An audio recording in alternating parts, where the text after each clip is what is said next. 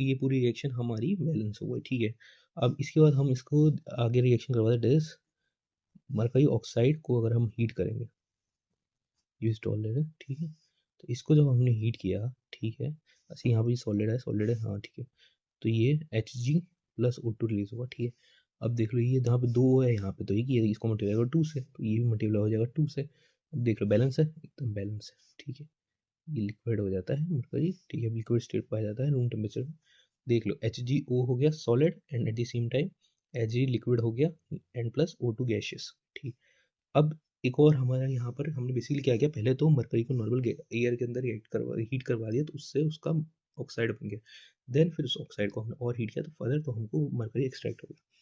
अब हम कॉपर के बारे में करते हैं। Copper which is formed as Cu2S in nature, formed formed as Cu2S in nature can be obtained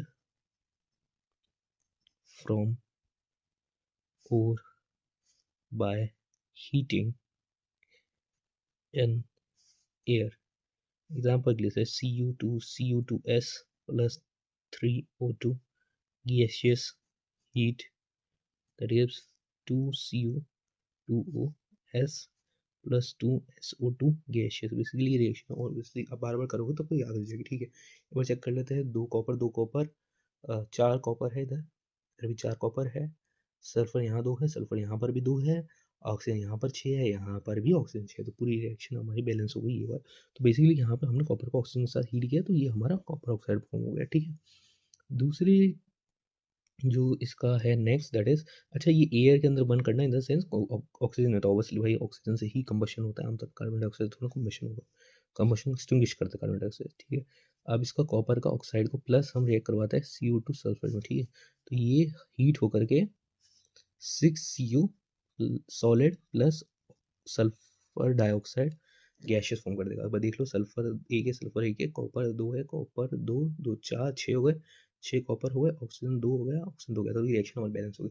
basically जो भी लोअर रिएक्टिव सीरीज के जो मेटल जैसे कि मरकरी हो गया, ये कॉपर हो गया, ये लोग बेसिकली पहले अगर आप ऑक्सीजन में रिएक्ट करोगे तो ऑक्साइड में फॉर्म होंगे, देन उसके बाद फिर ये लोग अपने कंपाउंड को सब्स्टिट्यूट कर देंगे, ठीक है। हीट करने पे होता है, नॉर्मल हीट होता है एयर के अंदर, ठीक है।